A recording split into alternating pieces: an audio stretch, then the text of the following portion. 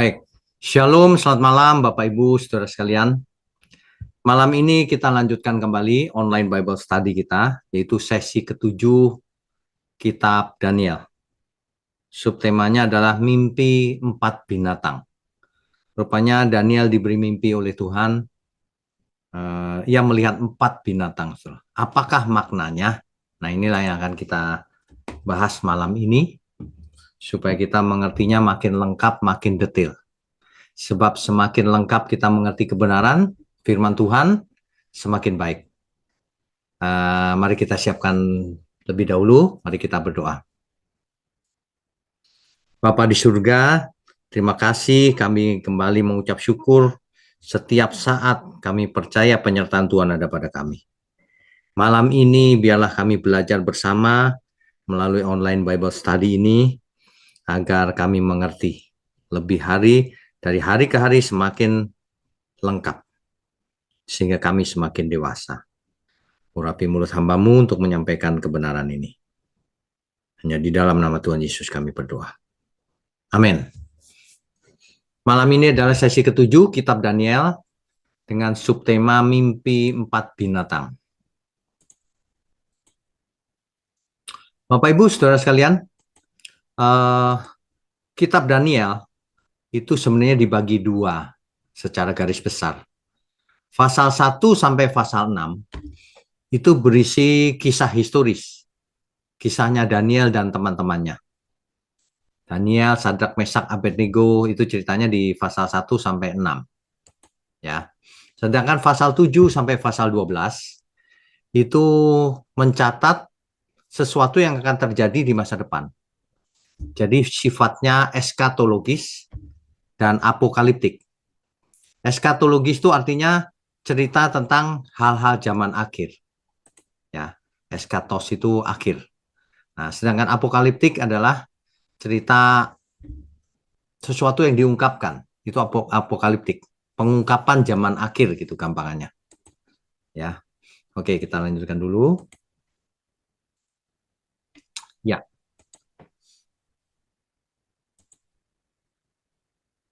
ya, Bapak Ibu, kita mulai dengan pasal 7 ayat 1. Belshazzar ketika di ayat ini baru saja memerintah tahunnya 553 sebelum Masehi. Dan Daniel kira-kira berusia sekitar 70 tahun. Ya. Ayat 1-nya demikian. Pada tahun pertama pemerintahan Belshazzar, nah itu tahun 553 sebelum Masehi itu. Raja Babel, bermimpilah Daniel. Kalau di sesi yang lalu Nebukadnezar yang bermimpi ya, sekarang Daniel diberi mimpi. Dan mendapat penglihatan-penglihatan di tempat tidurnya. Lalu dituliskannya mimpi itu, dan inilah garis besarnya. Daniel melihat ada 4 binatang. Coba kita lihat ya. Nanti ada cerita tentang anak manusia juga. Nah, oke, kita lanjutkan. Ya. Binatang yang pertama dari mimpinya itu bentuknya adalah singa dengan sayap Raja Wali. Ini gambar di sebelah kiri ini hanya ilustrasi. Jadi binatang ini aneh. Singa tapi ada sayap Raja Walinya. Itu di ayat keempat. Yang pertama binatang itu rupanya seperti seekor singa. Dan mempunyai sayap burung Raja Wali. Aku terus melihatnya sampai sayapnya tercabut. Dan dia terangkat dari tanah. Dan ditegakkan pada 2 kaki seperti manusia. Dan kepadanya diberikan hati manusia. Binatang ini melambangkan kerajaan Babel. Ya. Ketika arkeologi ditemukan patung singa yang bersayap di antara reruntuhan Babel zaman dulu. Jadi Alkitab melambangkan Babel dengan singa yang bersayap Raja Wali, burung Raja Wali.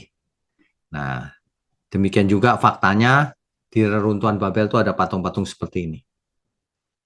Oke, kita lanjutkan. Ayat 5. Dan tampak ada seekor binatang lain yang kedua. Rupanya seperti beruang. Ia berdiri pada sisinya yang sebelah Dan 3 tulang rusuk masih ada di dalam mulutnya, di antara giginya. 3 tulang rusuk, perhatikan gambar itu. Ada 3 tulang rusuk ya. Dan demikianlah dikatakan kepadanya, ayo makanlah daging banyak-banyak. Binatang ini melambangkan kerajaan Media Persia. Saudara, kan kita tahu ya di pembahasan yang lalu bahwa Babel nanti dikalahkan oleh Media Persia. Nah, ini lambang berikutnya, binatang ini yang seperti beruang ini melambangkan kerajaan Media Persia. 3 tulang rusuk di mulutnya itu berarti 3 musuh yang telah dikalahkannya. Begitu ya. Oke, kita lanjutkan. Binatang yang ketiga, yaitu berupa macan tutul dengan 4 sayap burung dan berkepala 4. Jadi sayap burungnya ada 4, kepalanya ada 4, berupa macan tutul. Ya, saya bacakan ya ayat 6-nya. Kemudian aku melihat tampak seekor binatang yang lain, rupanya seperti macan tutul. Ada 4 sayap burung pada punggungnya, lagi pula binatang itu berkepala 4. Dan kepadanya diberikan kekuasaan. Saudara, binatang ini melambangkan kerajaan Yunani. Kita tahu bahwa Media Persia akhirnya dikalahkan oleh Yunani ya. Oke. Nah, 4 sayapnya menunjukkan bahwa Alexander Agung menaklukkan dunia dalam 4 tahun. Cepat sekali. Jadi daerah yang luas dikalahkan oleh Alexander Agung hanya dalam waktu 4 tahun. 334 sampai 330 sebelum Masehi. Itu maksudnya. Yang kepalanya ada 4 itu maksudnya adalah kerajaan Yunani ini akhirnya terbagi menjadi 4 daerah kekuasaan setelah kematian Alexander Agung. Jadi 4. Menurut sejarah begitu. Cocok sekali. Kepalanya 4, yang memerintah ada 4. Gitu. Ya. Jadi ini rupanya mimpinya Daniel ini cerita tentang masa depan di zamannya Daniel. Sama dengan mimpinya Nebukadnezar yang dulu itu, cerita tentang masa depan sejak zamannya Nebukadnezar. Gitu. Kalau di zaman kita sekarang sudah lewat zamannya, ya. Oke, kita lanjutkan. Ya, binatang keempat itu menakutkan, sangat kuat dan bertanduk 10. Ayat 7-nya demikian. Kemudian aku melihat dalam penglihatan malam itu, tampak seekor binatang yang keempat, yang menakutkan dan mendahsyatkan. Dan ia sangat kuat. Ia bergigi besar dari besi. Ia melahap dan meremukkan. Dan sisanya diinjak-injaknya dengan kakinya. Ia berbeda dengan segala binatang yang terdahulu. Lagi pula ia bertanduk 10. Jadi gambar di samping ini ilustrasi saja. Bentuknya tidak harus begini. Intinya giginya besi, tanduknya ada 10. Ya. Nah, ayat 20. Dan tentang ke-10 tanduk yang ada pada kepalanya, dan tentang tanduk yang lain, yaitu tanduk yang mempunyai mata, dan yang mempunyai mulut yang menyombong, yang tumbuh sehingga patahlah 3 tanduk, dan lebih besar rupanya dari tanduk-tanduk yang lain. Saudara, oke, kita lanjutkan dulu ya. Ya, jadi binatang ini melambangkan kerajaan Roma. Kan kita tahu setelah Yunani, kemudian Roma mengambil alih di zamannya Tuhan Yesus kan.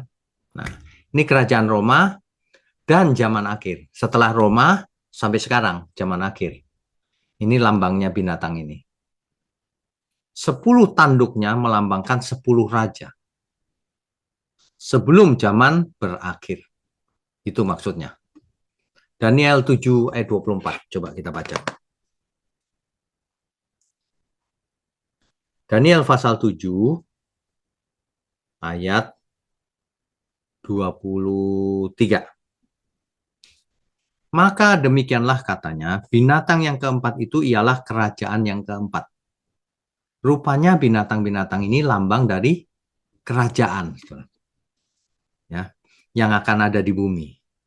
Yang akan berbeda dengan segala kerajaan yang akan menelan seluruh bumi, menginjak-injaknya dan meremukkannya. Itu arti binatang yang keempat. Ingat ya, kerajaan yang akan ada ini kan di zamannya Daniel. Kalau di zamannya kita sekarang sudah lewat. kerajaan Roma maksudnya. Ya. Dan zaman akhir sedang kita jalani sekarang. 10 raja ini belum datang ketika Yohanes mendapat penglihatan di Pulau Patmos. Di kitab Wahyu pasal 17 ayat 12. Coba kita baca Wahyu pasal 17 ayat 12. Dan ke-10 tanduk yang telah kulihat itu adalah 10 raja yang belum mulai memerintah. Tetapi 1 jam lamanya mereka akan menerima kuasa sebagai raja bersama-sama dengan binatang itu. Saudara, ini cerita tentang waktu itu di abad mula-mula. Ya, belum mulai memerintah. Nah, ini kalau baca Alkitab harus begitu. Kita sekarang ada di tahun 2000 sekian. Jadi tentu saja hal itu sudah lewat. Ya. Di dalam mimpinya Nebukadnezar, bagian paling akhir adalah jari-jari kaki patung itu kan ada 10 juga jarinya. Jadi di zaman akhir ada 10 raja atau yang berkuasa yang dimaksud oleh nubuatan ini. Ya, kita lanjutkan dulu. Ya. Jadi apa maknanya mimpi Daniel ini? Ada 4 binatang ini. Ya. Yang pertama itu melambangkan kerajaan. Ya. Nah, ini maknanya sama dengan mimpinya Nebukadnezar. Dimulai dari Babel, dikalahkan Media Persia, dikalahkan Yunani, dikalahkan Roma akhirnya. Sama persis. Cuma dalam bentuk yang berbeda disampaikan ke Daniel. Kerajaan-kerajaan yang menaklukkan Israel dan Yehuda ini fasik dan kejam memang. Tetapi Daniel juga melihat bahwa akan ada pemulihan kerajaan Allah yang baru, kerajaan surga maksudnya, yang mengalahkan semua itu. Jadi ada harapan. Ya, coba kita lanjutkan dulu. Ya, ini mengulang sesi yang lalu, ya, tentang kapan dunia ini berakhir. Inilah yang diimpikan oleh Nebukadnezar, juga Daniel. Sebentar, saya kasih warna ya.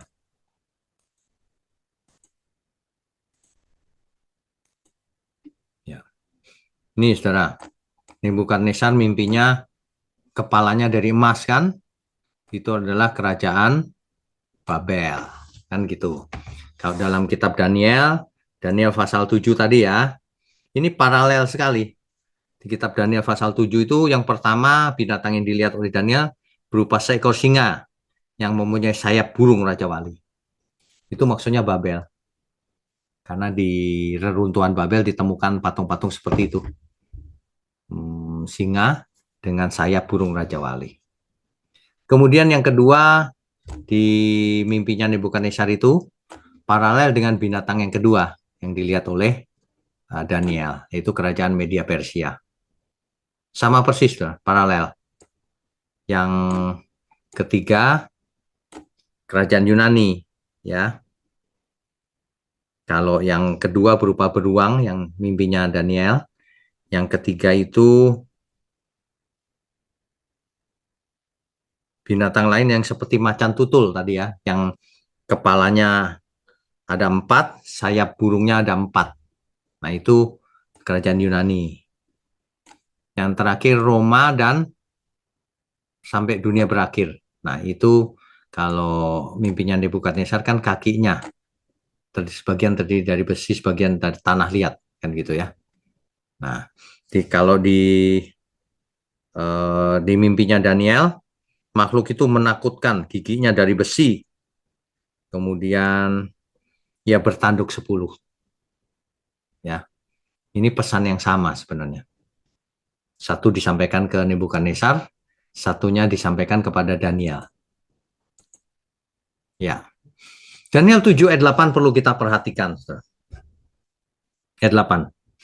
Sementara aku memperhatikan tanduk-tanduk itu, tampak tumbuh di antara suatu tanduk lain yang kecil, sehingga 3 dari tanduk-tanduk yang dahulu itu tercabut. 3 tercabut dan tumbuh 1 yang kecil. Dan pada tanduk itu tampak ada mata seperti mata manusia dan mulut yang menyombong.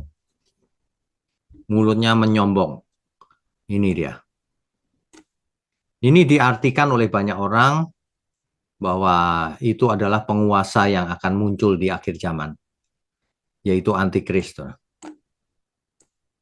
Ini bisa kita baca juga di 2 Tesalonika 2 ayat 3 sampai 4. Coba kita baca ya. 2 Tesalonika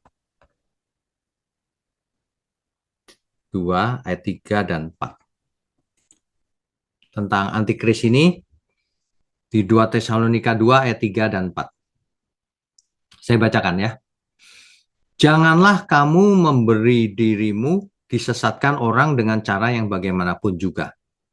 Sebab sebelum hari itu haruslah datang dahulu murtad dan haruslah dinyatakan dahulu manusia durhaka yang harus binasa.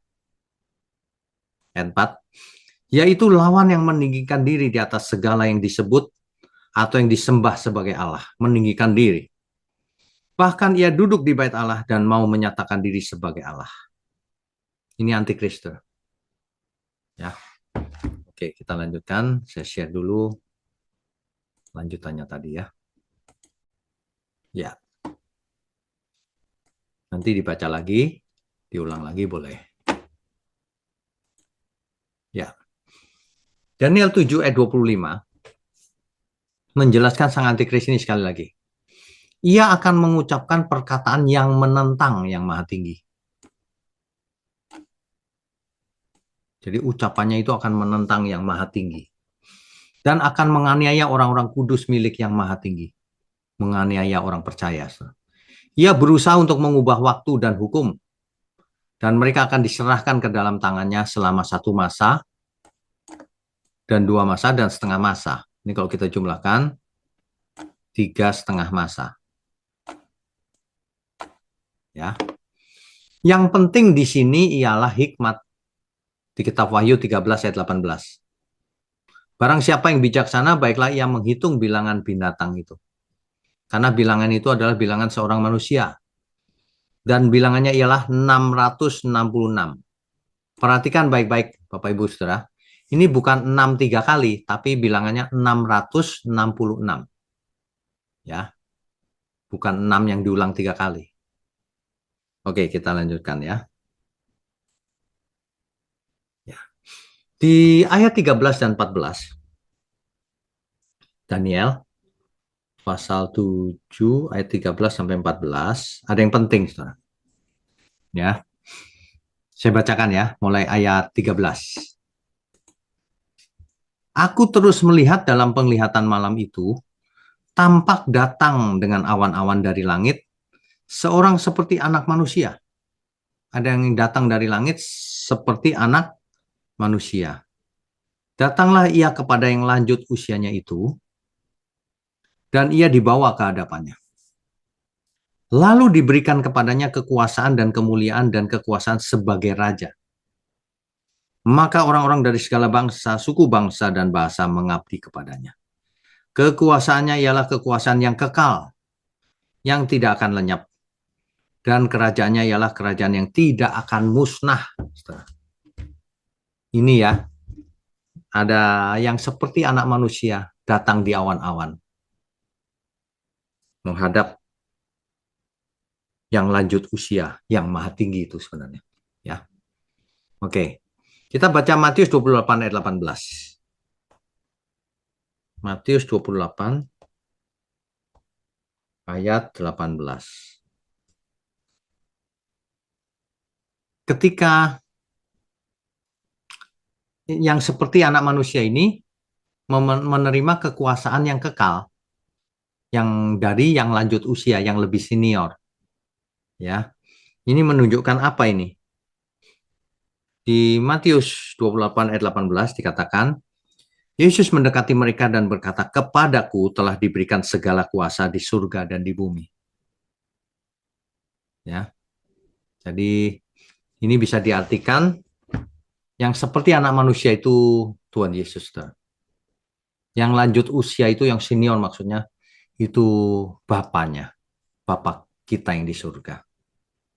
Bapak kita yang di surga memberikan kekuasaan yang kekal kepada yang seperti anak manusia itu. Nah, di kitab Matius dijelaskan oleh Tuhan Yesus sendiri, kepadaku telah diberikan segala kuasa di surga dan di bumi. Kita baca lagi Yohanes 5 ayat 22 ya. Yohanes 5 ayat 22. Bapa tidak menghakimi siapapun. Allah Bapa tidak menghakimi siapapun. Melainkan telah menyerahkan penghakiman itu seluruhnya kepada anak. Jadi Tuhan Yesuslah yang menerima segala kekuasaan itu. Bahkan nanti datang kembali untuk menghakimi. Begitu saudara. Ini ilustrasinya di awan-awan datang yang seperti anak manusia. Ya. Oke, kita lanjutkan.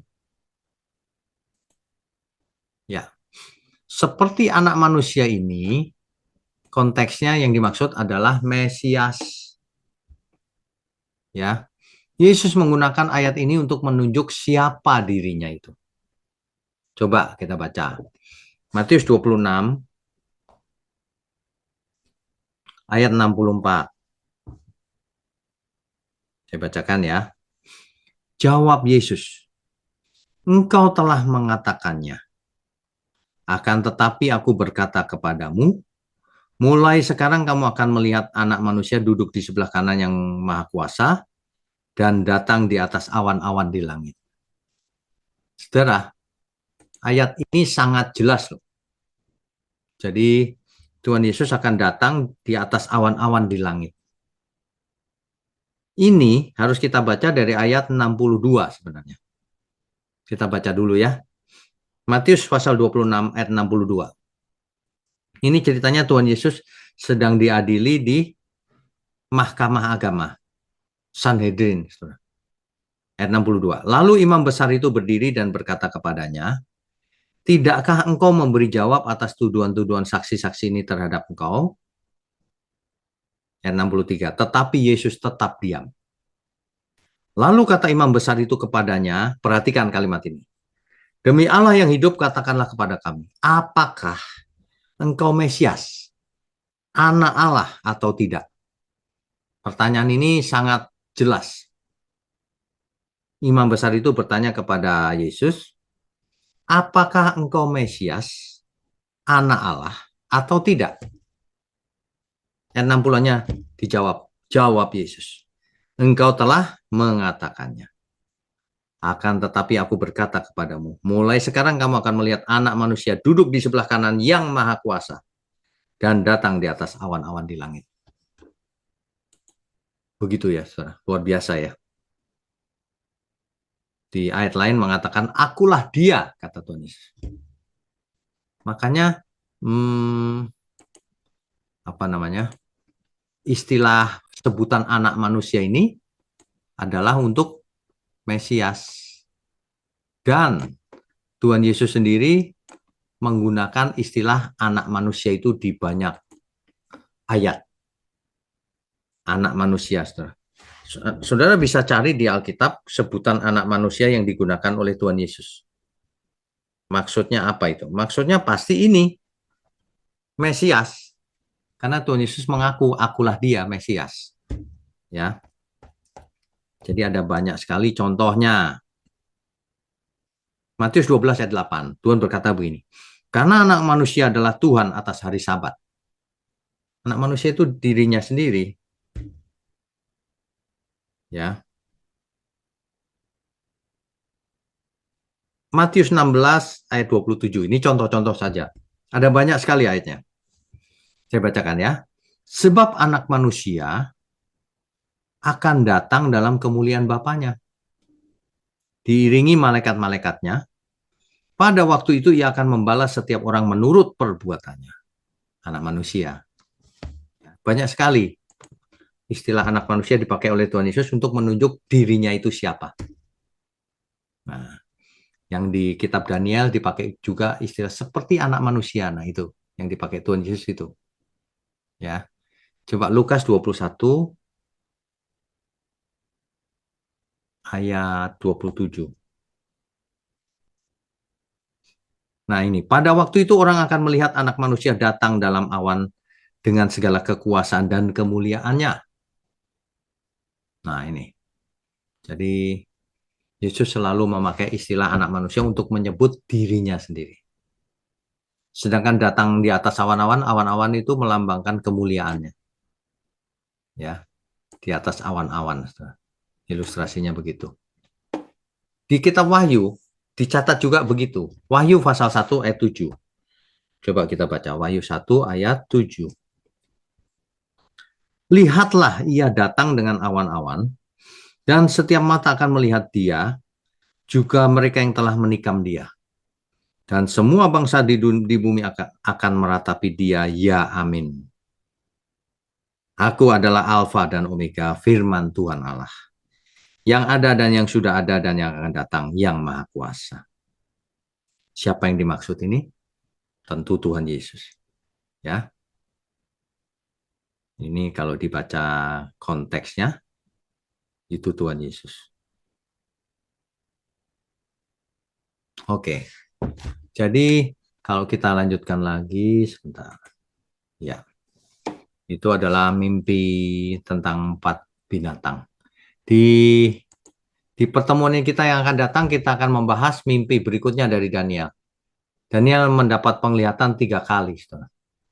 Dan itu sangat menarik kalau kita mengerti maknanya. Ya.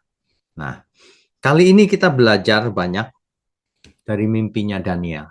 Tuhan mengkomunikasikan zaman akhir, ya, eskatologis, secara eskatologis itu zaman akhir, melalui Raja Babel yang kafir, melalui Daniel, karena penting disampaikan dari berbagai pihak, dari pihak kafir maupun pihak Nabi Daniel, supaya orang benar-benar bersiap-siap berjaga-jaga. Ada kerajaan Babel, digantikan Media Persia, digantikan Yunani, digantikan Roma, lalu masuklah zaman akhir, setiap saat bisa berakhir zaman ini. Jadi kita harus berjaga-jaga, karena setiap saat Tuhan Yesus bisa datang. Ini lengkap sekali nih. Jadi kalau kita belajar eskatologi, ini kitab Daniel salah satunya. Sifatnya apokaliptik ya, membuka rahasia-rahasia yang akan datang. Nah itu.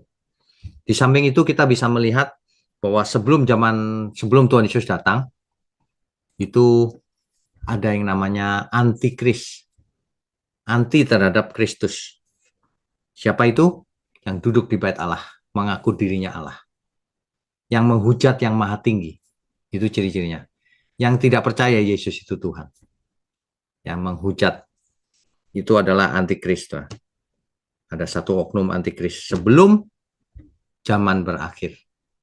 Nah, itu yang di kitab Wahyu bilangan namanya adalah 666. Kalau kita cari siapa 666, banyak sekali nama yang cocok dengan itu. Tapi yang dimaksud Alkitab, yang duduk di bait Allah dan mengaku dirinya Allah. Ya, yang menghujat yang maha tinggi. Yang menolak Kristus tentunya, karena anti Kristus, karena artinya menolak Kristus. Gitu. Jadi itulah sebabnya kitab Daniel disebut kitab apokaliptik. Yang mengungkap rahasia-rahasia. Ya, akhir zaman. Itu eskatologis. Oke, kita bisa lanjutkan dengan diskusi dan tanya jawab tentunya. Sebentar, saya buka dulu. Ya, kalau ada yang bertanya boleh raise hand. Langsung saja, Pak Paiman, Pak Yaman, silakan. Shalom, selamat malam Pak. Shalom, selamat malam Pak, silakan. Jadi tadi Bapak singgung juga antikris. Jadi ini udah sering kita dengar Pak kan. Ya. Sekarang menjadi pertanyaan saya, apakah saat ini, masa sekarang ini, sudah datang itu atau memang masih kita menunggu yang akan datang? Terima kasih Pak. Antikris sudah datang Pak. Di abad mula-mula, itu Kaisar Nero itu antikris Pak. Oh. Jadi seluruh orang percaya ditangkap, dibakar Pak. Di istananya jadi obor. Dikasih makan ke singa. Disalib. Di apa lagi ya? Dibunuh sama dia Pak. Dia anti sekali. Namanya kalau dijumlahkan 666. Nero. Nah, tetapi mungkin saja ada antikris yang akan datang Waktu zamannya Nero, kalau sekarang ya sudah datang antikristus. Sudah banyak orang yang antikristus kan sudah banyak. Kan banyak Pak antikristus. Anti sama Tuhan Yesus. Banyak. Begitu Pak.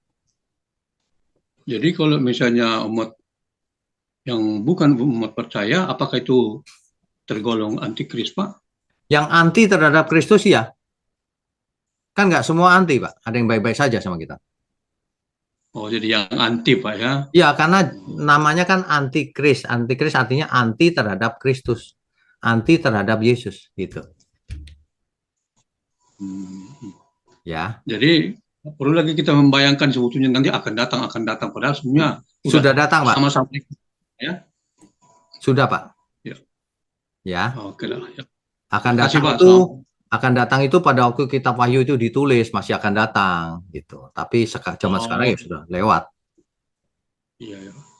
Iya. Oke. Ya, makasih banyak, Pak. Ya, Tuhan berkati. Berikutnya Bu Meme, silakan. Shalom Pak Wino, selamat malam. Shalom. Terima kasih ya Pak untuk kebenaran yang Bapak sampaikan malam ini. Saya mau tanya Pak ini tentang Mesias. Tadi kan Bapak ada singgung juga nih, banyak di Alkitab ini tulisan atau sebutan anak manusia. Betul. Yang itu menunjukkan adalah Mesias ya Pak. Ya. Terus Pak, kalau di Yeskiel 2 itu ayat 1 itu panggilannya menunjukkan Mesias kah atau untuk Yeskiel ya Pak ya? Oh, ini kalau ini konteksnya Yeskiel. Yeskiel ya. Kan kalimatnya jelas tuh, firman-Nya kepadaku, kunya kan Yeskiel. Tapi kok dipanggil anak manusia juga ya Pak ya? Iya, itu kan sebutan umum anak manusia. Makanya kalau baca Alkitab harus lihat konteks. Gitu. Ini Yeskiel, tapi ketika Tuhan Yesus bicara anak manusia itu maksudnya seperti yang disebut Daniel, seperti anak manusia yang ada di awan-awan. Nah, itu pasti bukan orang di bumi gitu. Pak, satu lagi boleh ya Pak? Boleh. Kalau contoh ya Pak, di sini kan ada syariat nih untuk menolong orang yang kurang mampu. Ya. Tapi dia non Kristen Pak. Ya. Apa kita boleh kasih sumbangan Pak atau sepatutnya kita kasih gereja ya Pak ya? Tolonglah Pak penjelasannya. Oke. Kita itu menolong orang itu tidak lihat-lihat background-nya, sukunya, agamanya, enggak. Kita tolong sesama. Iya kan? Tapi tentu saja harus digumulkan sama Tuhan. Prioritasnya yang mana yang lebih penting, mana yang lebih membutuhkan pertolongan gitu. Ya. Tapi kalau ada yang butuh pertolongan, kita harus tolong. Misalnya di depan mata kita ada yang kecelakaan. Masa kita tanya dulu agamanya? Ya enggak, pasti ditolong semua, iya kan? Enggak boleh. Kita harus mengasihi siapa saja sesama. Begitu, Bu Meme. Tapi kalau yang satu syariat itu gimana Pak? Yang mana? Satu dia buat satu company lah, ada satu perusahaan dia buka untuk apa ya istilahnya ya, sukarela. Ya. Kenapa? Kita boleh nyumbang juga ya Pak? Ya boleh kalau memang itu berguna, tapi kalau tidak berguna ya nggak usah. Kan semua milik kita milik Tuhan. Jangan nyumbang sembarangan juga. Kalau itu ternyata diselewengkan ya jangan nyumbang. Kalau itu memang untuk menolong orang ya boleh, nggak apa-apa. Tapi kita kan Pak nggak tahu dia betul menolong atau enggak. Cuman dia petik duit aja. Kalau nggak tahu ya jangan sembarangan nyumbang. Cari yang tahu. Kan di sekitar kita banyak orang yang butuh pertolongan. Untuk apa nyumbang yang jauh-jauh yang kita tidak tahu kalau yang di sekitar kita saja ada yang butuh pertolongan. Iya ya Pak, ngerti. Tapi kalau gereja itu kan kita nggak mesti nengok dia pemberitanya kebenaran atau enggak, kita bisa nolong juga ya Pak? Oh ya harus yang kebenaran, kalau enggak untuk apa? Masa kita mau dukung orang yang ngajarnya salah? Ya enggak. Kecuali butuh pertolongan itu beda. Kan kadang-kadang memang nggak butuh pertolongan. Misalnya itu hanya persembahan biasa. Tapi sudah punya apa, terus untuk apa? Ya kan? Apalagi ngajarnya tidak benar, ya nggak usah ikut mendukung. Dukung saja yang ajarannya benar. supaya pekerjaan Tuhan membesar, meluas ke seluruh dunia kan gitu. Ya, Pak. Kadang bingung juga Pak, itu benar tak benar gitu. Cuman kutip-kutip dia apa macam sumbangan gitu aja. Ya, ya. Ya, intinya uang yang ada pada kita itu pun milik Tuhan. Nggak boleh kita sembarangan. Aku nggak kenal tuh, ngasih aja. Oh ya nggak boleh. Kita harus tahu. Ya, Berarti kita cerdik juga ya Pak, harus ya cerdik harus juga cerdik. ya. Pakai hikmat juga. Iya. Ya Pak, makasih ya Pak nasihatnya. Oke, Tuhan Yesus memberkati. berkati. Shalom. Berikutnya, siapa ya? Pak Simpson. Silakan Pak. Shalom, selamat malam Pak. Selamat malam. Saya ingin bertanya sedikit Ya, tadi tentang kedatangan anak manusia ya. yang disinggung sedikit. Saya ingin bertanya Pak, mungkin karena ini kekeliruan saya dalam memahami ayat atau konteks, tapi mohon dikoreksi Pak. Ya, silakan. Saya ingin bertanya ya dengan dasar ayat Alkitabnya, yaitu di Matius 24 ayat 36 mengatakan demikian, tetapi tentang hari dan saat itu tidak seorang pun yang tahu, malaikat-malaikat di sorga pun tidak, dan anak pun tidak, hanya Bapa sendiri. Ya. Pertanyaannya adalah, ya, ketika berbicara mengenai kedatangan Tuhan Yesus, tapi ayat ini mengatakan bahwa ia sendiri tidak tahu, Pak. Itu bagaimana, Pak? Oke, Terima baik. kasih. Baik. Ini kan dikatakan ketika Tuhan Yesus masih ada di bumi. Iya kan? Yang tahu hanya Bapa di surga. Gitu. Nah, ketika Tuhan Yesus naik ke surga, duduk di sebelah kanan Bapa, ya kemungkinannya bisa tahu, bisa tidak. Diberitahu Bapa kan bisa. Tapi itu nggak pengaruh kepada kita. Yang kita harus lakukan adalah kita tidak tahu waktunya. Artinya apa? Artinya kita harus berjaga-jaga setiap saat. Hidup kudus, tak bercacat, tak bercela. Setiap saat kita jaga-jaga. Kalau Tuhan datang setiap saat. Nah, itu yang paling penting. Itu yang paling penting. Begitu ya, Simpson ya. Oke. Terima kasih, Pak. Oke, Tuhan berkati. Berikutnya Pak Mulyono, silakan. Ya, malam Pak Wiknya. Selamat malam. Pak, ada 2 pertanyaan Pak. Ya. Yang pertama, mimpi Daniel itu kan hampir sama maknanya dengan mimpi yang Nebukadnezar itu kan Pak Raja. Iya, betul. Nah, yang mimpi yang keempat tentang binatang itu Pak, itu kan Ya. Bapak tadi nyebutkan itu kan sampai akhir zaman kan gitu tarikannya. Ya. Nah, tadi kan Bapak juga nyebutkan ada 10 raja. Ya. Itu kira-kira siapa ya Pak? 10 raja itu. Itu sebenarnya setelah Roma kan nggak ada lagi raja yang dominan seperti zaman dulu. Nah, Iya. itu sebenarnya lambang juga Pak. Pemerintahan yang terpecah-pecah aja gitu, kecil-kecil aja. Nggak ada, nggak besar seperti Roma, Alexander, nggak ada gitu-gitu. Ya itu zaman sekarang ini. Kalau di mimpinya Nebukadnezar itu yang terdiri dari tanah liat itu, yang nggak kuat lagi. Iya. Gitu. Oh, jadi Bentuknya kecil-kecil kecil, gitu. ya kan? Gitu. Iya. Gitu. Iya. Oke, terus yang kedua, tadi mengenai yang antikris itu Pak, yang tadi ayatnya juga disebutkan bahwa yang duduk di bait Allah, itu kira-kira mengarah kemana Pak ya? Wah, ini nanti pribadi aja Pak. Oh gitu. Yang mengaku dirinya Allah, iya. Terus anti terhadap Kristus ya, udah jelas sebenarnya. Oh. Ya. Bukan negara kan Pak? Kira-kira bukan ya, bukan ke arah situ ya. Bukan, ini manusia Pak. Ini manusia. Manusia ya. Ya udah, kalau itu aja saya penasaran aja. Ya, Tuhan berkati. Ya, makasih Pak. Pak Kris, silakan. Ya, shalom malam Pak. Shalom. Itu yang tadi sebutan yang lanjut usia itu kan atik Yom itu Pak.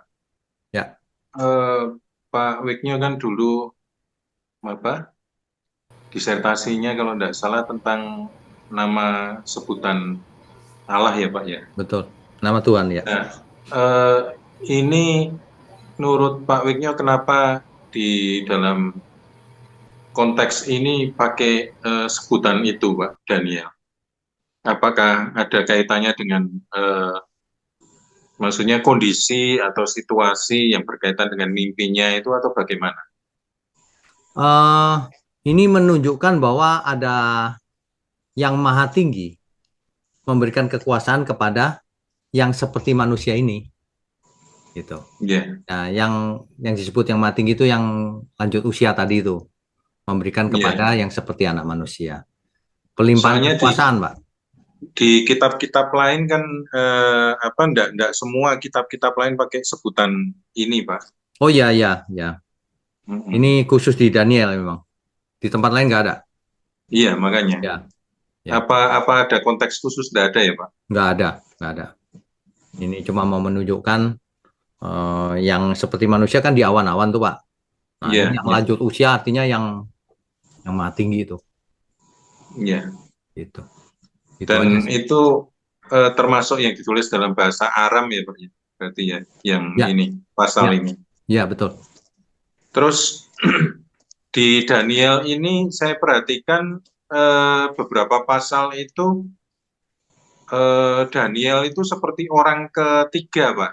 Jadi penulisnya misalnya Daniel 4 itu ada ayat yang berbunyi, pada akhirnya Daniel datang menghadap aku, yakni Daniel yang dinamai Belshazzar menurut nama dewaku. Ini seolah-olah kayak penulisnya ini dari sudut pandang rajanya ini, Pak. Karena di Daniel 4 ayat 4 itu aku Nebukadnezar diam dalam rumahku dengan tenang. Jadi kitab Daniel ini selain ada campuran dua bahasa, saya lihat sudut pandang penulisnya kadang-kadang berbeda orang, Pak. Ya. Ya. Itu kenapa ya, Pak? Kok bisa sebenarnya gitu? Sebenarnya penulisnya Daniel ini tidak diketahui dengan pasti siapa. Yeah. Nah, di samping itu ada gaya-gaya bahasa seperti ini, Pak. Ini kalau menurut saya ya, ini cuman gaya penulisan aja sih. Bukan berarti Nebukadnezar yang nulis, bukan. Yeah. Misalnya aku Nebukadnezar, oh berarti yang nulis Nebukadnezar nih. Belum tentu juga, Pak. Sebab di zaman itu tidak seperti zaman ini. Kalau zaman ini kita nggak mungkin begitu kan. Zaman itu kan bisa gaya bahasanya macam-macam. Kalau saya perhatikan gitu sih. Tapi yang jelas nggak tahu siapa yang nulis. Bisa Daniel, bisa. Tapi bisa yang lain, ya mungkin saja. Kita tidak tahu. Soalnya kalau ya itu tadi, saya duganya apa karena ada beberapa penulis yang dirangkum atau bagaimana, karena mimpi apokaliptik ini kan pasti tidak mungkin lah kalau yang nulis masih sama kayak yang di pasal 4 itu pakai membahasakan diri. Ya. Kalau aku itu Nebukadnezar itu kan pasti kan orang lain. Ya, kita tidak bisa pastikan Pak berapa penulisnya atau siapa gitu. Iya. Ya. Karena sudut pandang orangnya kan berbeda ini Pak. Betul, betul. Misalnya. Yang kita bisa pastikan adalah maksudnya apa. Nah itu, kalau itu ya. Iya. Gitu. Terkadang di Alkitab begitu loh. Kita penulisnya kita nggak bisa pastikan, tapi kalau pesan intinya harus tahu kita, karena itu penting. Dan ternyata bisa diketahui intinya gitu. Iya. Karena kalau tidak salah di Yeskiel itu saking pentingnya sampai jangankan Nuh, Daniel, Ayub datang, itu pun tidak akan menyelamatkan kalian. Yeah. Itu ditulis di. Yeah, jadi Daniel ini berarti kan di Yeskiel itu kayak dipakai sebagai apa ya, acuan waktu Allah berfirman itu loh Pak. Ya, ya. Kalau orang-orang itu datang pun tidak akan menyelamatkan bangsa ini kan kayak gitu. Jadi menurut saya yang kita bahas ini Daniel ini termasuk salah satu kalau istilahnya milestone yang penting ini dalam Alkitab, karena bahkan namanya dipakai sebagai acuan diimbangkan dengan Nuh dan Ayub. Jadi ya, benar. itu.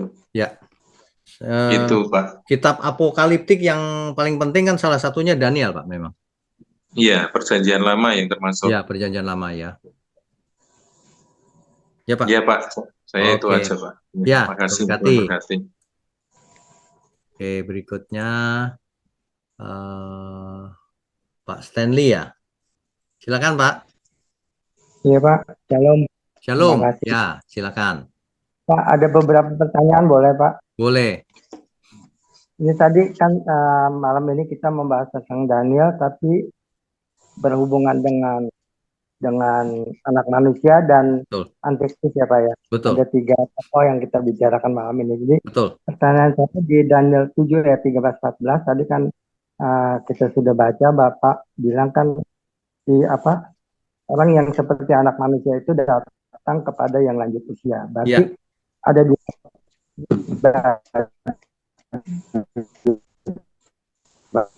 Pak, antara internetnya putus-putus Pak. manusia dan yang lanjut usia. Putus-putus. Putus-putus. Bentar. Ya, silakan. Tadi Pak yang di Daniel apa? Daniel 7 ayat 13-14 ya. Di situ ada kalimat anak manusia dan yang datang kepada yang lanjut usia Pak ya. Ya. Jadi apakah di situ yang dimaksud ada dua pribadi Pak antara Betul. yang lanjut usia? Dua pribadi. Ya. Yang lanjut usia itu Bapak gitu Pak. Betul. Ya, Betul. Nah, pertanyaan selanjutnya itu Pak tadi kan banyak dari kita yang menyangka ini antikris belum datang gitu Pak ya sampai saat ini. Tapi Pak Yusnya bilang kan Raja Nero itu sebetulnya antikris yang sudah datang di abad itu ya Pak ya. Ya. Tapi pertanyaan saya kan tadi dikatakan antikris akan duduk di bait Allah gitu. Nah kalau Raja Nero ini apakah waktu itu duduk di bait Allah atau hubungannya dengan apa? Kan saya bilang bahwa antikris bukan hanya Nero, di kemudian hari datang lagi Pak. Kadang-kadang nubuatan itu bisa ganda Pak. Terjadinya waktu ayat itu ditulis, tetapi sekaligus yang akan datang. Nah, yang akan datang itu zaman sekarang sudah lewat, zaman itu belum lewat. Itu. Kalau mau detailnya ya nanti Pak, pribadi aja. Ya, oke Pak. Ya. Sama ini Pak, kalau roh antikris dengan antikrisnya beda ya Pak ya? Roh antikris dengan antikrisnya. Antikris tergantung itu orang konteksnya Pak, tergantung kalimatnya. Kalau roh antikris kan roh itu artinya bisa 2, beneran rohnya atau spiritnya, gairahnya. Kan ada kalau kita bicara ini roh ketakutan ini kan spiritnya ketakutan, bukan ada roh yang ketakutan, bukan. Roh itu tergantung kalimat. Ya. Ya. Ya Pak, itu aja Pak. Terima kasih. Ya, terima kasih. Terima kasih Pak. Nah, berikutnya Sarahwi, silakan.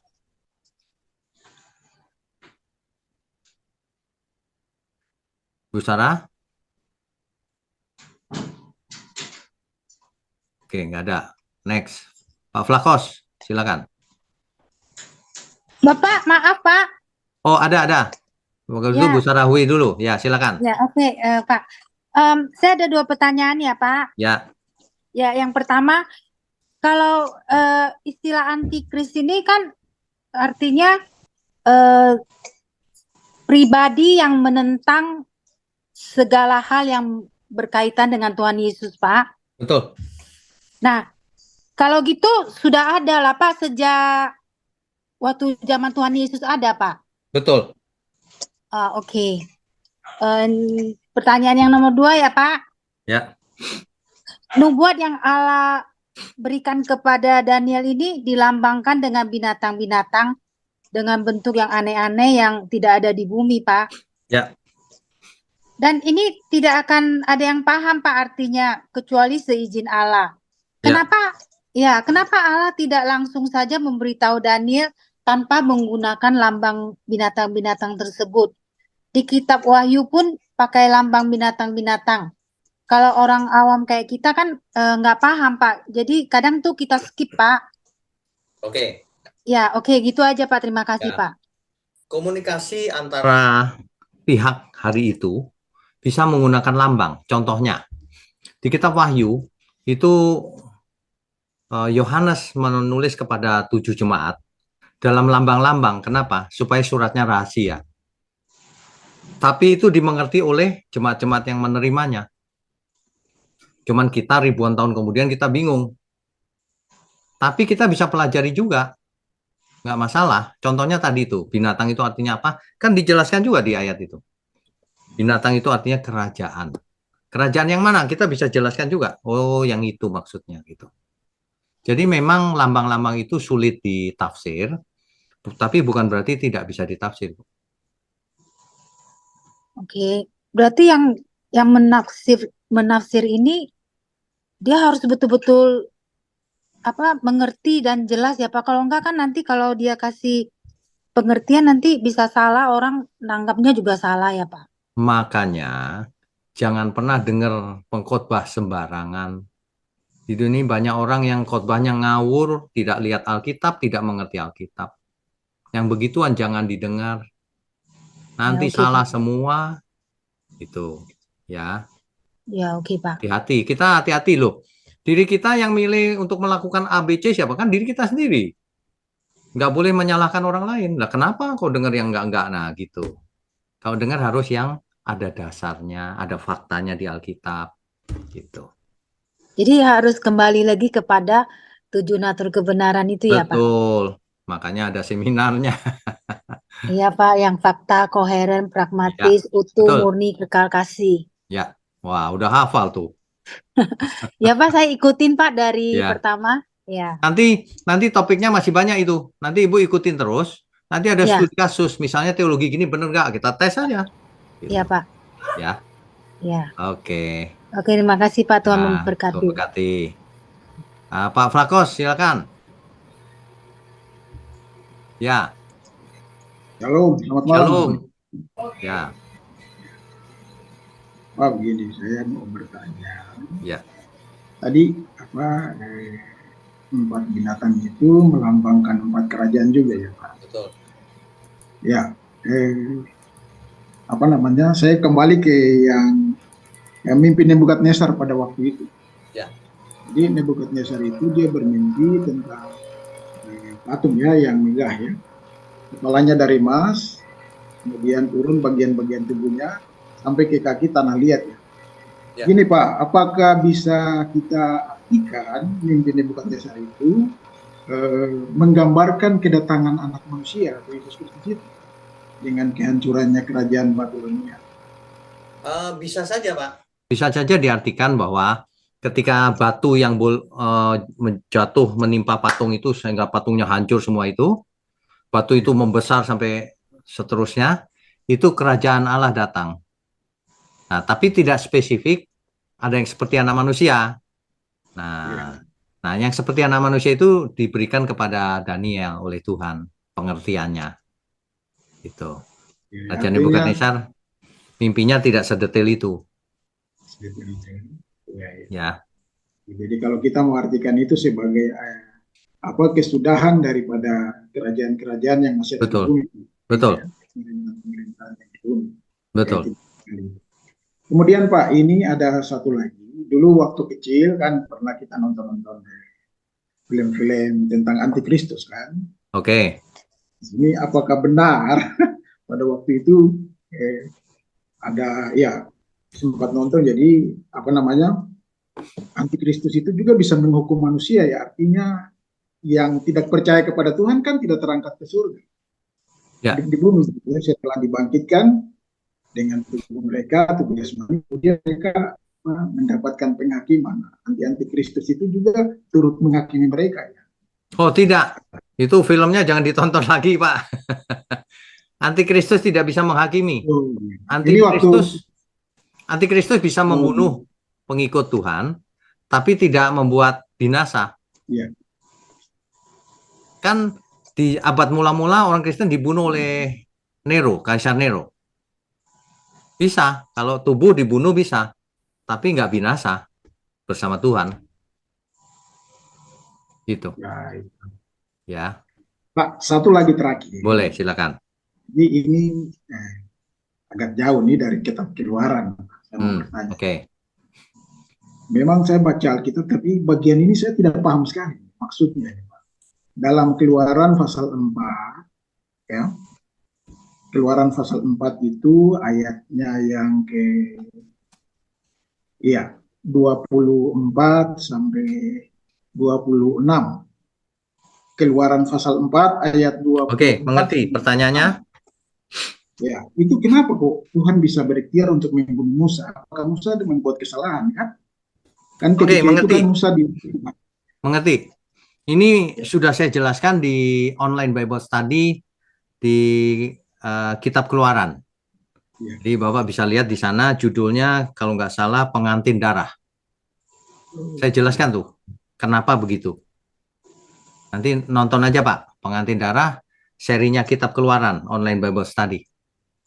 Baik, yang judulnya pengantin darah. Ya.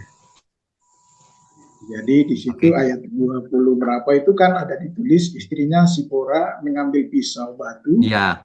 25 ya, dipotongnya kulit katan anaknya. Ya. Berarti Musa mungkin tidak sempat sunat anaknya kan atau bagaimana? Iya, betul. Betul. Musa tidak melakukan sunat kepada anaknya. Makanya dihukum. Ya. Di pembahasan saya itu lengkap sekali. Pengantin darah, ya. Baik, terima kasih Pak Pendeta. Oke, Tuhan berkati.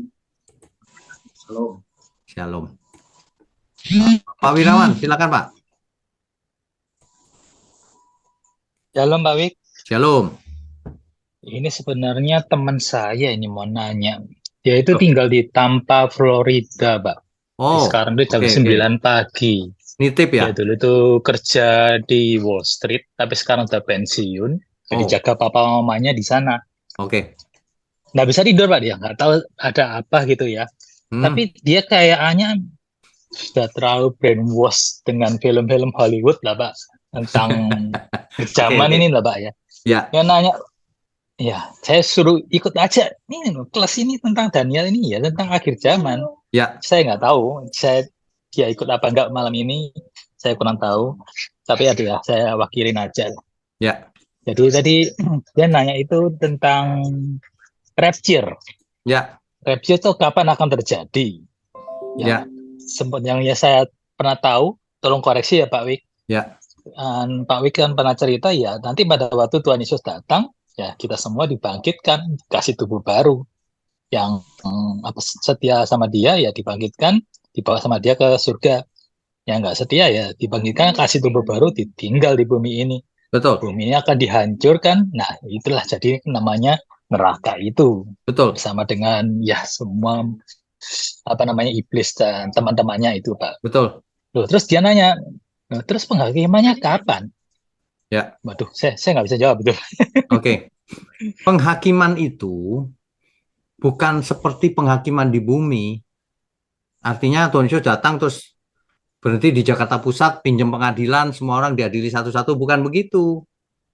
Pengadilan itu hanya mau menyampaikan bahwa setiap orang harus bertanggung jawab atas perbuatannya selama ia hidup. Ketika seseorang mati, langsung menuju ke Firdaus atau menuju ke Hades, langsung penghakiman. Nah, Tuhan Yesus datang itu disebut Judgment Day. Itu bukan hari pengadilan. Kan orang salah mengerti. Tuhan Yesus datang seolah-olah mau mengadili, menghakimi itu mengadili satu persatu. Bukan. Tuhan Yesus datang itu Judgment Day. Hari penghukuman. Artinya datang ambil orang benar, yang lain dihukum, dimusnahkan, binasakan, gitu. Salah mengerti nih selama ini. Iya, betul. Saya rasa teman saya, termasuk saya sendiri baru ngerti nih. Nanti kasih tahu aja. Nanti kasih tahu aja ke teman supaya dengarkan seminar yang saya bawakan, judulnya Left Behind. Sesi 1, sesi 2. Film Hollywood itu, Pak. Judulnya kayak film Hollywood ya. Hollywood itu salah itu. Makanya saya buat seminarnya Left Behind, sesi 1, sesi 2. Terus ada lagi yang judulnya Catatan Akhir Zaman. Coba diikuti. Di GSK Ipik atau di channelnya Pak Wik? Ipik ya. Di saya apa di Ipik ya, lupa saya. Ya coba cari dua-duanya. Cari dua-duanya ya. Catatan Akhir Zaman, satunya Left Behind. Kalau nggak salah Left Behind ada di Ipik, Cuma yang catatan akhir zaman itu saya post di pribadi kalau nggak salah waktu itu. Oh, oke. Ya. Ya, dia juga nanya tentang antikris. Saya sudah jelaskan sama seperti yang Mbak Wiyo jelaskan malam ini. Ya. Sudah datang itu, jangan kamu pikir nanti akan datang lagi ya. Itu sudah ada. Sudah lewat. Dia rada nggak percaya itu. Loh, tadi nanti kan Tuhan akan datang dan memerintah di bumi. Tuhan akan datang itu nggak memerintah di bumi. Langit bumi dan bumi baru. Iya, bukan di bumi ini. Bingung dia. Saya bilang tenang. Saya butuh waktu juga waktu pertama kali dengar itu. Saya butuh waktu mencernanya. Tanya Roh Kudus biar kamu dibukakan hatinya supaya waktu baca nanti dibuka akan celikan mana yang benar gitu. Lalu dia nanya, kapan itu Pak kerajaan 1000 tahun yang dipimpin oleh Tuhan Yesus itu Pak? Itu sekarang ini. Sekarang ini kan Pak ya? Iya, itu figuratif. Pak, figuratif kan ya? Iya. Nah dia pikir ya nanti itu Tuhan Yesus turun memerintah kerajaan 1000 tahun di bumi ini. Saya mau nanya, ngapain Tuhan turun ke bumi jadi raja? Orang Tuhan Yesus bicara, kerajaanku bukan di bumi ini. Betul, ya. Betul. Ya. Betul sekali. Ya itu. Jadi ya ini kacau karena sering nonton film yang model-model begitu. Betul sekali Pak. Jadi ya hampir semua pengajaran itu rasanya ya kiblatnya ke sana rasanya Pak. Karena novelnya meledak di dunia ini, Left Behind. Makanya difilmkan. Oh. Kan novelnya seri itu belasan buku. Salah itu semua. Iya. Salah semua ya. Salah. Oke. Salah dianggap benar. Waduh, yang benar malah diragu-raguin. Manusia terbalik-balik memang logikanya. Ya itu. Saya udah jelaskan semua sama seperti yang Mbak Wiki barusan cerita itu. Ya kebingungan begitu. Saya bilang ya coba aja ikut jam 9 ini. Tapi rasanya dia nggak ikut ya. Nanti saya kan ada rekamannya Pak. Nanti saya suruh nonton rekamannya, suruh dia lihat behind dan itu Pak. Ya. Baik Pak. Terima kasih banyak Pak Wiknya. Oke. Berkati. Berikutnya Bu Alfia. Silakan Bu.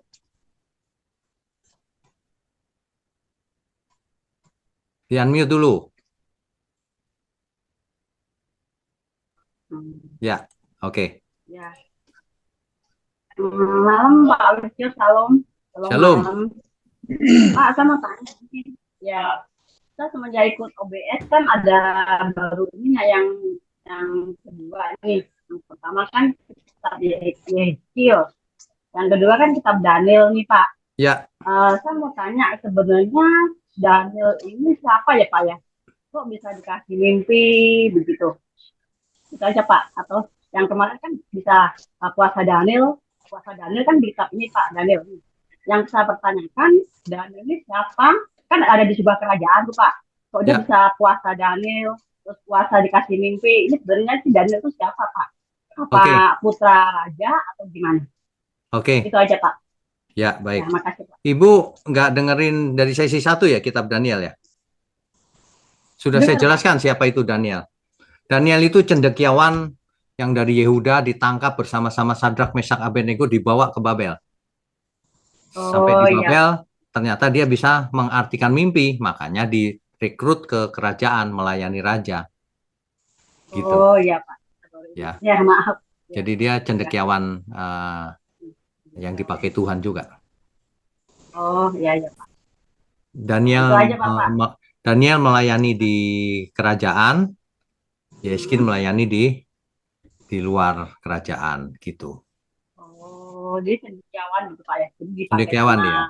Ya. Di sebuah kerajaan gitu Pak ya. Nah, ya itu aja Pak. Oh itu aja. Oke. Ya, Tuhan berkati ya. Yuk. Tuhan berkati Pak. Makasih. Berikutnya Pak Ari. Pak Ari silakan.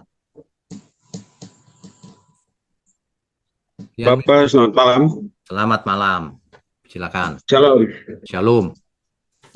Bapak, ini saya punya pertanyaan, ini tidak materi hari ini. Oh, ya boleh, silakan. Ini materi yang di kitab Kejadian, tapi karena memang saya tulis sudah lama, baru saya lihat tadi ini, jadi saya mau tanya Bapak tentang Yesus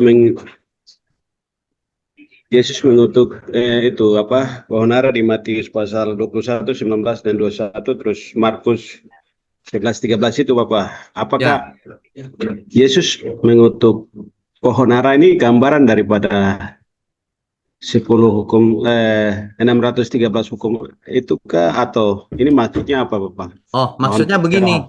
Maksudnya begini. Ketika kalau kita baca lengkap gitu ya. Ketika Yesus melihat pohon ara itu tidak berbuah, maka Yesus marah mengutuki pohon ara itu. Itu Tuhan Yesus ingin mengajari kita semua bahwa hidup kita itu harus berbuah. Kalau tidak berbuah, maka kita dibuang ke api kekal. Itu maksudnya. Bahwa hidup kita harus berbuah. Siap Bapak, siap ya. Baik. Itu. Ada lagi? Itu saja Bapak. Oh, itu aja. Oke. Baik. Ya, baik. Terima kasih. Ya, Tuhan berkati. Shalom. Shalom. Pak Stanley, silakan.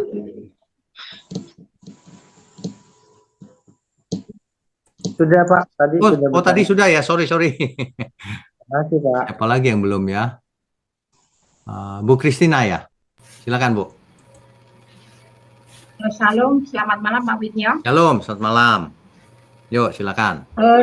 Tadi di mimpinya Daniel yang binatangnya bertanduk 10 dan gigi besi itu, ya. Ada tanduknya yang 3 hilang katanya kan? Ya. Terus 1 tanduk kecil yang mau tumbuh lah. Itu yang saya tanyakan, apakah tanduk yang kecil itu apakah sudah ada sekarang atau sudah datang? Apakah sekarang sudah ada gitu? Terima kasih Pak. Baik. Itu antikris Bu. Dari tadi kita sudah bahas tuh. Antikris itu sudah ada di zaman mula-mula Kaisar Nero. Anti banget kan terhadap orang-orang Kristen sehingga dibunuhin semua. Nah itu. Ya. Baik. Jadi sekarang itu juga sudah ada berarti. Sudah ada, jangan ditunggu lama-lama nanti datang lagi, enggak ada, sudah lewat zamannya. Oke Pak, terima kasih. Oke, Tuhan berkati. Masih ada lagi nggak ya? Sebentar. Oh, Rina. Ya, silakan.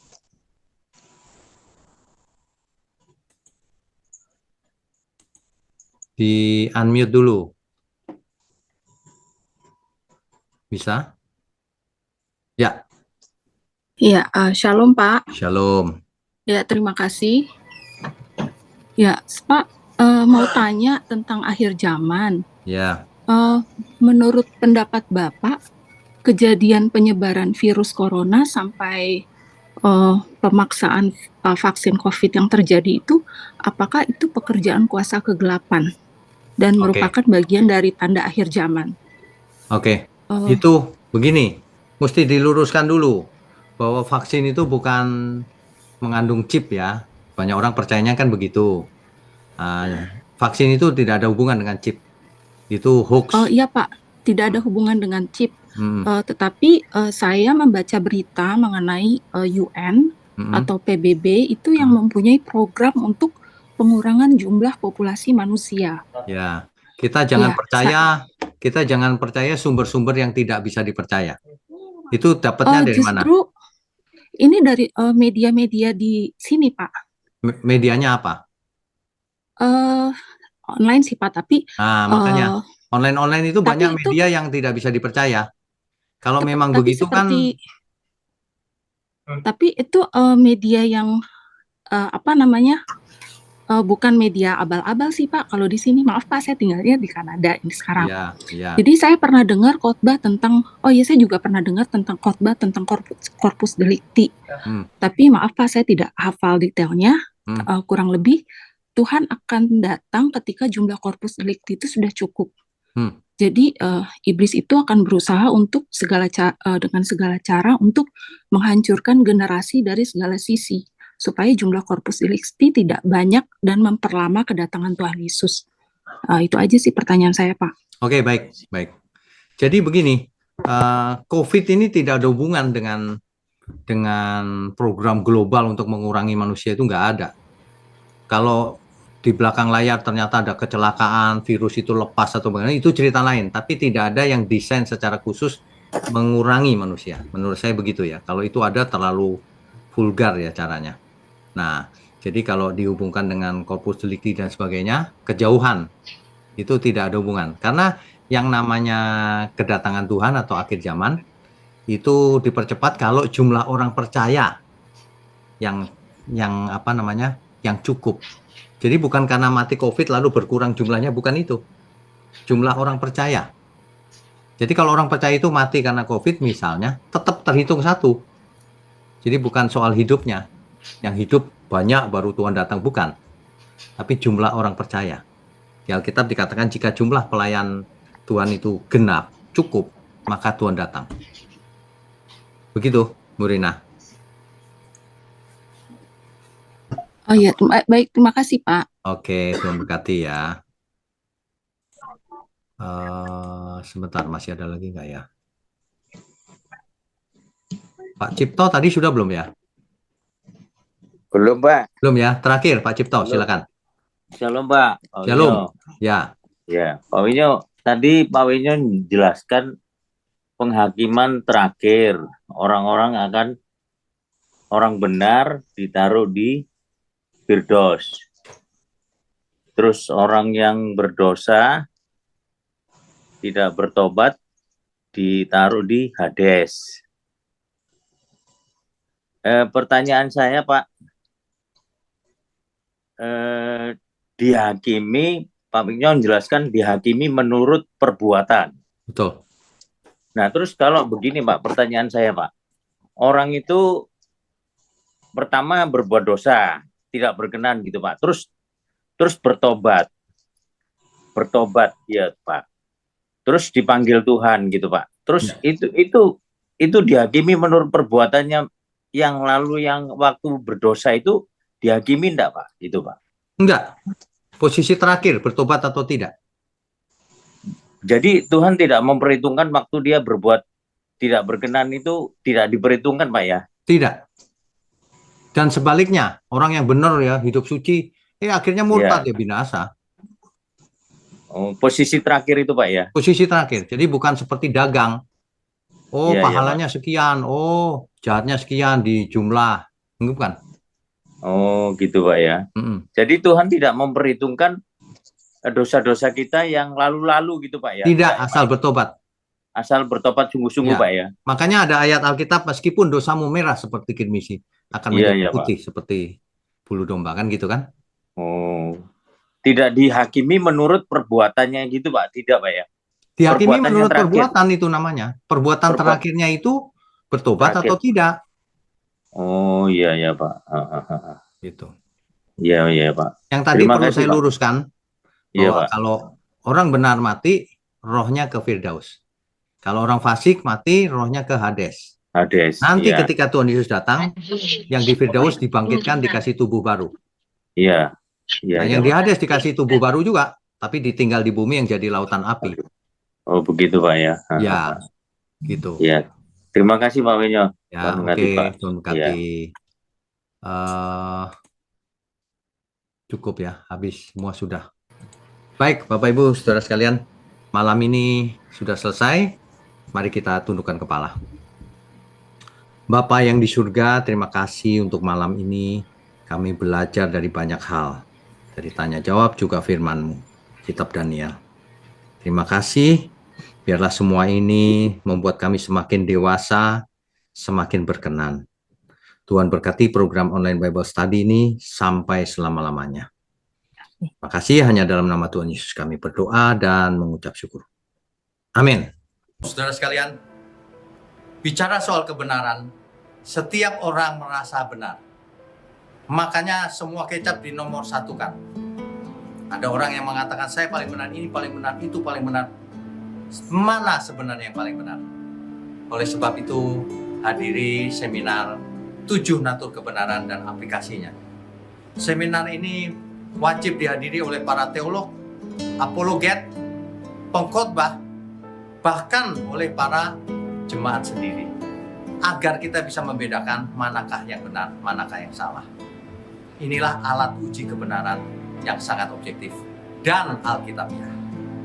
Pastikan saudara ikut dan ajak seluruh saudara dan sahabat-sahabat. Bapak-bapak dan ibu-ibu yang terkasih dimanapun berada, yuk kita belajar pelajaran Alkitab bersama secara online setiap hari Rabu jam 7 malam bersama pendeta Bapak Wiknyo Tanto secara online, bisa melalui Zoom. Tetapi kita harus mendaftarkan dulu ke nomor berikut ini. Selamat bergabung dan Tuhan Yesus memberkati.